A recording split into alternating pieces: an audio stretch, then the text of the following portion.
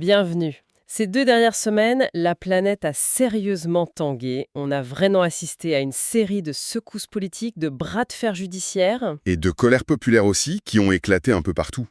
Exactement.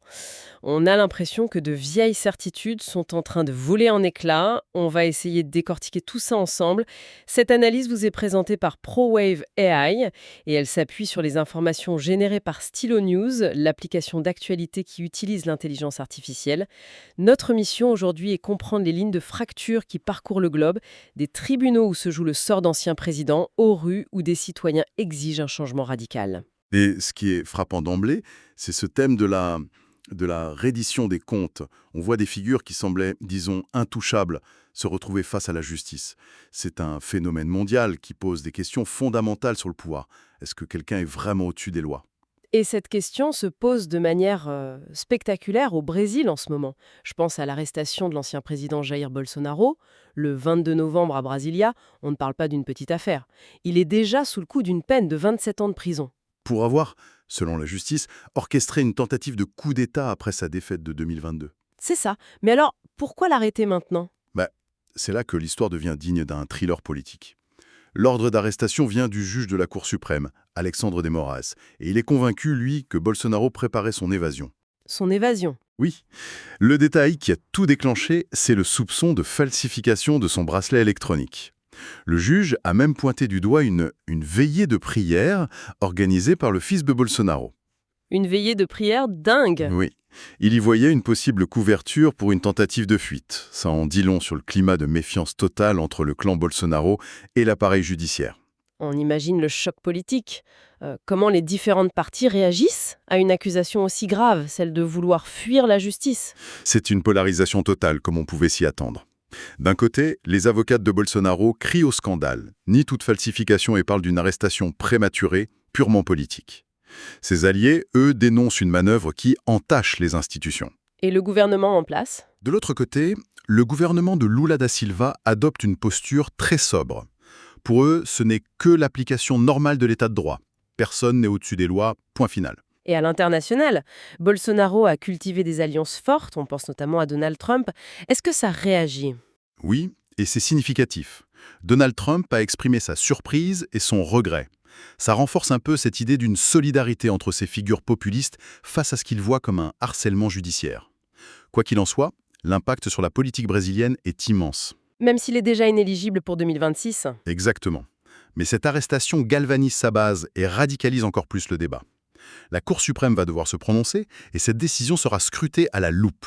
Là donc, au Brésil, un ancien dirigeant arrêté.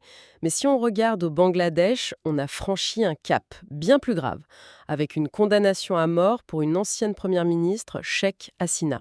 Comment un tribunal peut-il en arriver à une sentence aussi extrême? Alors là, le contexte est absolument crucial. Ce n'est pas un tribunal ordinaire. C'est le Tribunal international des crimes, une institution très spécifique et, disons-le, politiquement chargée au Bangladesh. Le 17 novembre, il a condamné à mort par contumace. C'est-à-dire en son absence. En son absence, oui, et le chef d'accusation est terrible. Avoir ordonné la répression sanglante des manifestations étudiantes de 2024, on parle de centaines de morts. Le fait qu'elle soit en exil change toute la donne, j'imagine. Complètement. Elle est en Inde, et de là-bas, elle dénonce un procès politique, une parodie de justice. Ça crée une situation diplomatique très délicate. L'Inde doit être dans une position difficile. Très. Le Bangladesh demande son extradition, mais le gouvernement indien, pour l'instant, reste silencieux. Et il faut ajouter que beaucoup d'organisations de défense des droits de l'homme remettent en question l'impartialité de ce tribunal. Ça fragilise la légitimité d'un verdict aussi lourd. On est face à un cas d'école où la justice se mêle de manière inextricable à la géopolitique régionale. Ces 2 cas, au Brésil et au Bangladesh, montrent des dirigeants face à des conséquences judiciaires d'une gravité exceptionnelle. Mais pendant ce temps, en Bolivie, C'est un revirement absolument stupéfiant. Le 5 novembre, la Cour suprême de Bolivie a tout simplement annulé la peine de 10 ans de prison de l'ancienne présidente Janine Áñez et elle a ordonné sa libération immédiate. Elle était en prison depuis près de 5 ans. C'est un véritable séisme politique. elle était emprisonnée dans le cadre de l'affaire Golpe d'Estado 2. Pour rappel, de quoi s'agissait-il exactement? L'affaire Golpe d'Estado 2 portait sur les événements très controversés de 2019 qui ont mené à la démission forcée du président Evo Morales. Janine Agnès, alors sénatrice de droite, avait pris le pouvoir. Pour les partisans de Morales, c'était un coup d'État. Pour ses opposants, une transition constitutionnelle. Et cette décision de la Cour suprême? Sa condamnation, puis sa libération, montrent à quel point la justice est devenue le prolongement du combat politique en Bolivie. On a l'impression d'assister à un match de ping-pong où chaque camp utilise les tribunaux pour régler ses comptes. C'est fascinant de voir comment la justice peut défaire ce qu'elle a fait. Mais pendant que ces élites politiques se battent dans les prétoires, que se passe-t-il dans la rue? Justement, non. Les citoyens n'attendent pas. Et c'est peut-être la tendance de fond la plus importante. On constate que les gens n'attendent plus les décisions de justice pour faire entendre leur voix. Partout dans le monde, une vague de protestations traverse les continents, portée par une méfiance croissante envers les institutions. Donnez-nous des exemples. Où est-ce que cette tension est la plus palpable? Prenons l'Europe de l'Est. En Géorgie, la situation est explosive. Le gouvernement a lancé des poursuites contre l'ex-président Mikhaïl Saakashvili pour tentative de coup d'État. Le parti au pouvoir Rêve géorgien est accusé par ses détracteurs, mais aussi par l'Union européenne, de suivre une dérive autoritaire. Un peu à la russe, c'est ça, hein? C'est l'accusation, oui. Le gouvernement dit vouloir protéger la sécurité nationale, l'opposition crie à la répression, c'est un dialogue de sourds. Et en Serbie, on voit des manifestations qui durent depuis 1 an. Qu'est-ce qui alimente une telle persévérance? En Serbie, le point de départ est une tragédie qui a agi comme un révélateur. L'effondrement de l'auvent d'une gare à Novi Sad qui a fait 16 morts. Pour les manifestants, qui sont surtout des étudiants, ce n'est pas un simple accident. C'est le symbole de la corruption et de la négligence de l'État dirigé par le président Vučić. La colère ne retombe pas. Non, car elle est nourrie par un sentiment profond d'injustice. Ce qui est intéressant, c'est que la contestation ne vise pas toujours directement le dirigeant, mais parfois une décision symbolique qui cristallise les frustrations. C'est un excellent point. Prenez la Slovaquie. Des dizaines de milliers de personnes ont manifesté à Bratislava. La raison immédiate, le gouvernement de Robert Fico a osé retirer le statut de jour férié à l'anniversaire de la Révolution de velours. La Révolution de velours, l'événement de 1989. Exactement, la fin pacifique du régime communiste. Toucher à ce symbole, c'est perçu comme une provocation, une tentative d'effacer une partie de l'histoire démocratique du pays. C'est l'étincelle qui a mis le feu aux poudres. Et on observe une dynamique similaire au Portugal. Des manifs massives contre une réforme spécifique du droit du travail. Et au milieu de tout ça, on entend beaucoup parler du rôle moteur de la jeunesse, la fameuse génération Z. Est-ce qu'un cliché ou une réalité? C'est une réalité indéniable, surtout dans les pays du Sud. Au Mexique, des milliers de jeunes ont manifesté à Mexico contre l'insécurité. Malheureusement, les choses ont dégénéré avec plus de 120 blessés. Et aux Philippines? Aux Philippines, ce sont des dizaines de milliers de jeunes qui sont descendus dans la rue pour dénoncer la corruption massive dans des projets de contrôle des inondations. Quelle est la spécificité de ces mouvements menés par les jeunes? Une analyse plus globale montre une tendance claire. Les jeunes en Asie, en Afrique, en Amérique latine sont devenus experts de l'activisme numérique.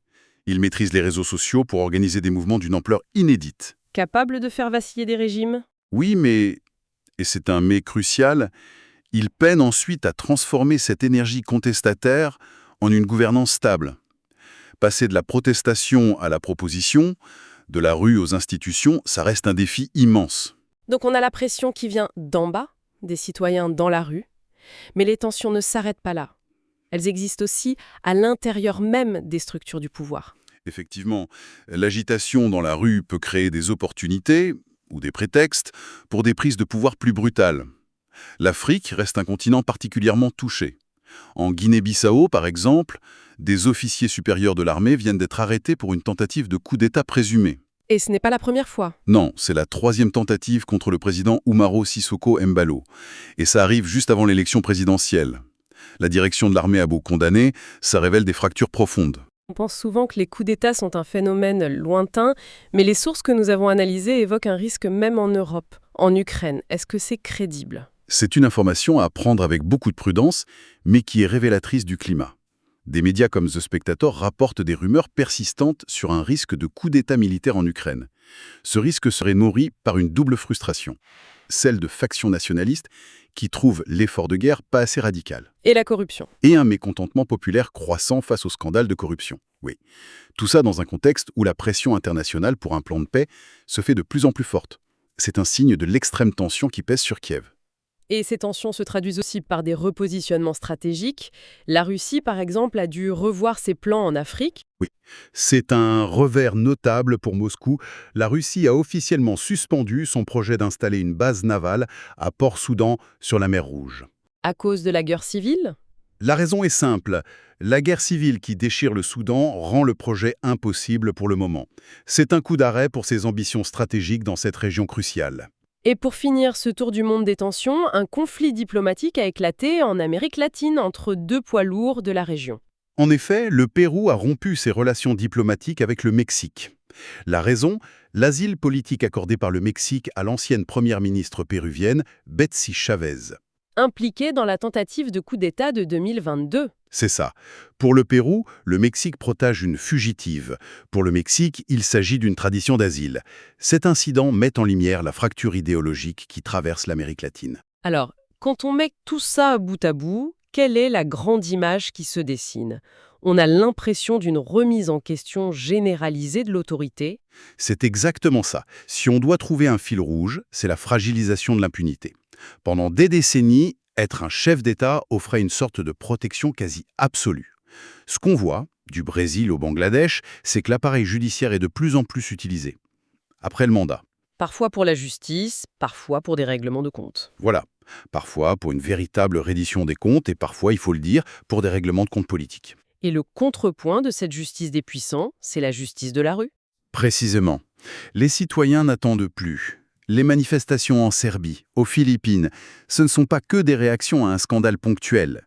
Elles sont le symptôme d'une rupture de confiance profonde entre les gouvernés et les gouvernants. Ce qui nous amène à la question centrale, je suppose. Toute cette énergie de contestation, où est-ce qu'elle va mener? C'est la grande inconnue, et la pensée que je voudrais laisser. Alors que ces mouvements de protestation se multiplient, une question fondamentale se pose. Lorsque les manifestations réussissent à renverser un régime, comment les sociétés peuvent-elles transformer cette énergie brute, cette volonté de changement, en une gouvernance stable et démocratique sur le long terme? Comment éviter les pièges de l'instabilité, du chaos, des pièges qui ont si souvent suivi les grands soulèvements populaires de l'histoire? Voilà le défi. Cette analyse approfondie que nous venons de partager a été rendue possible par Stylo News. C'est une application disponible sur mobile et ordinateur qui permet de créer ses propres bulletins d'information personnalisés. Imaginez pouvoir dire « Je veux tout savoir sur la situation politique en Bolivie » et recevoir une synthèse intelligente. Stylo News fait exactement ça. L'application puise dans des centaines de sources d'informations traditionnelles, mais aussi sur des plateformes comme X, pour donner une vision complète et nuancée des sujets qui importent vraiment. Ça permet de couper à travers le bruit ambiant. Pour créer vos propres analyses et ne plus jamais se sentir submergé par l'info, il suffit de s'abonner à Stylo News sur www.stylonews.com. Un grand merci d'avoir été à l'écoute. Si certains sujets mondiaux vous intéressent particulièrement, n'hésitez pas à nous le faire savoir. Et bien sûr, pour ne rien manquer, suivez Stylo News sur vos réseaux sociaux préférés. À bientôt!